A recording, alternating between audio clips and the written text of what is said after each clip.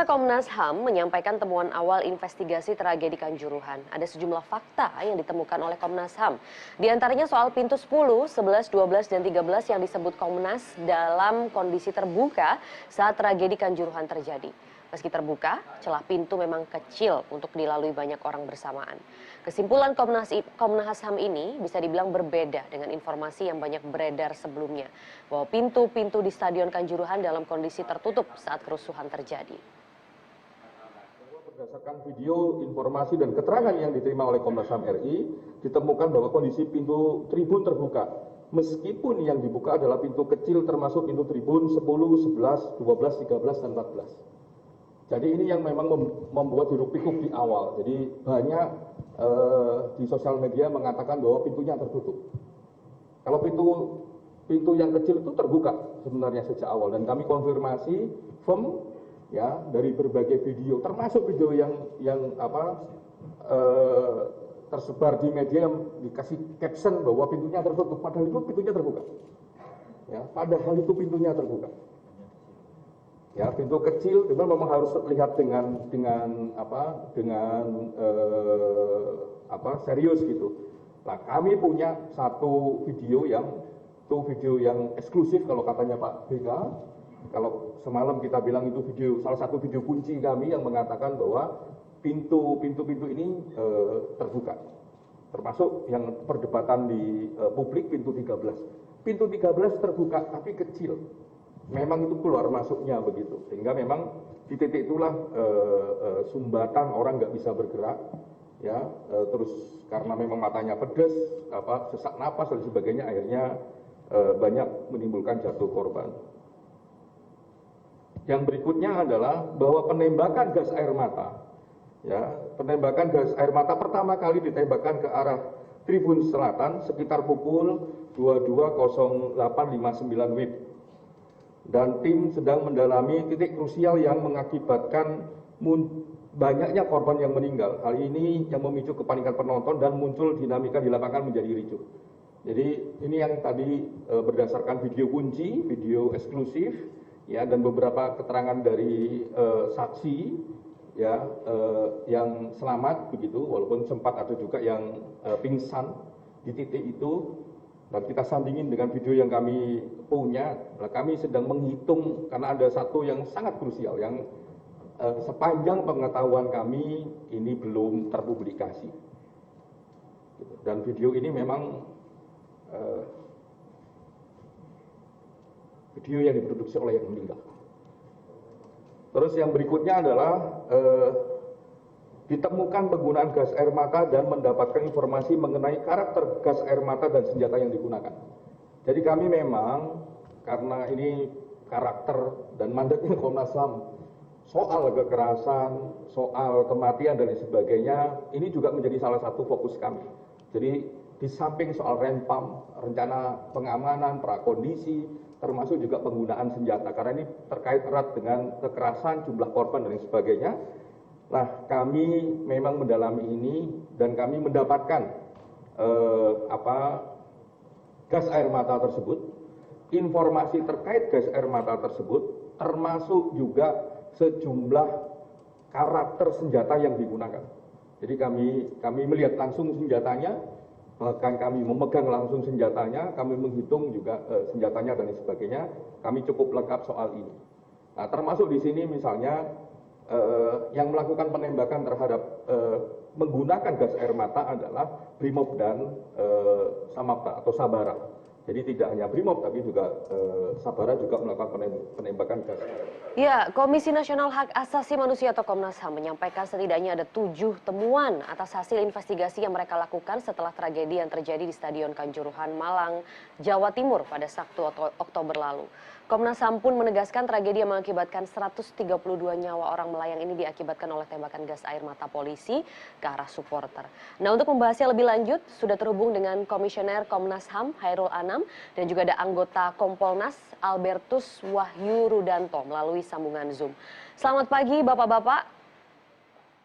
Selamat pagi, salam sehat. Selamat pagi, Mbak Maria. Mas Anam. Iya, Terima kasih sudah bersedia hadir di Selamat Pagi Indonesia. Mungkin saya akan ke Pak Anam terlebih dahulu. Tadi Anda sudah katakan ada video eksklusif begitu yang didapatkan oleh Komnas HAM. Nah, yang ingin kami ketahui bisa disampaikan mungkin Pak Anam secara detail apa temuan yang berbeda terkait hasil investigasi Komnas HAM yang terjadi di Stadion Kanjuruhan ini.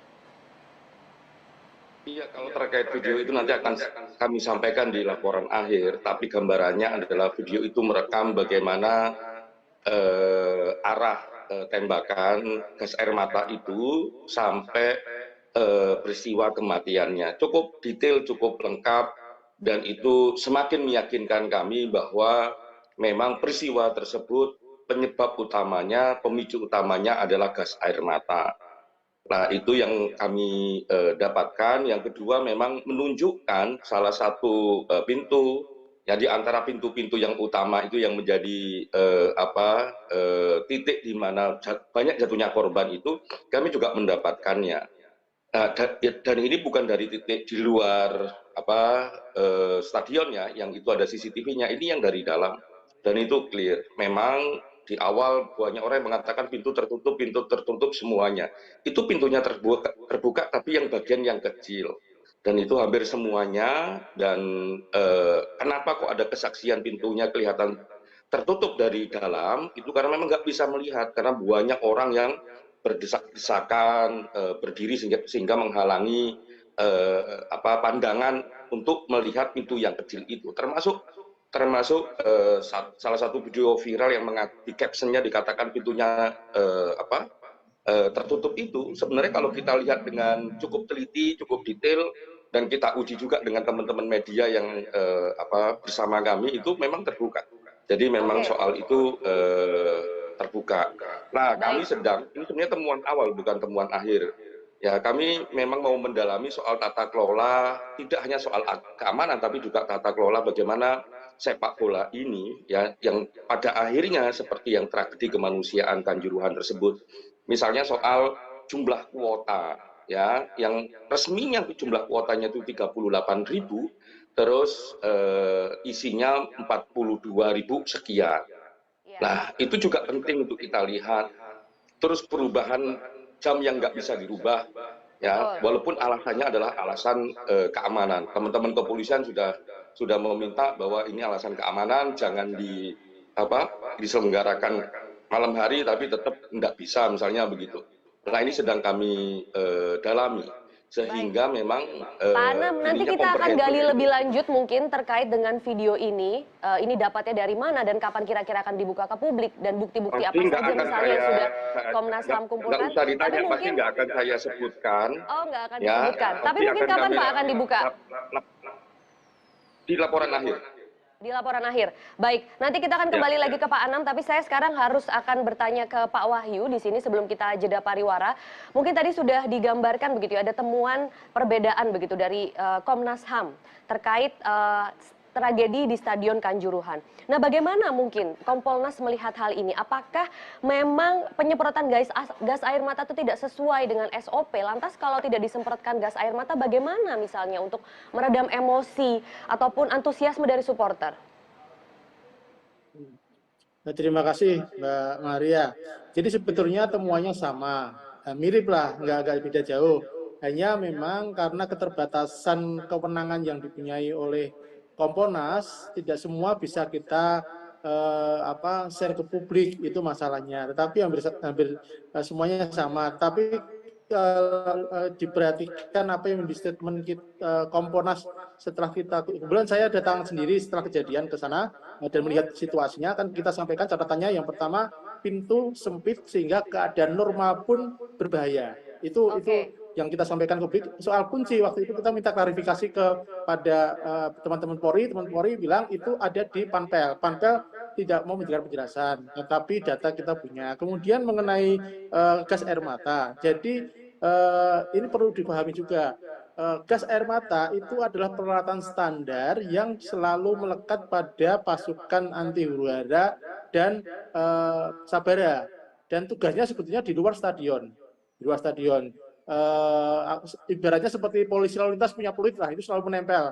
Nah, pada saat pertandingan 2 kali 45 menit itu sama sekali tidak ada kejadian dan berlangsung dengan aman. Ya kalau dinamika supporter wajar lah, mereka teriak-teriak, mereka ini wajar lah.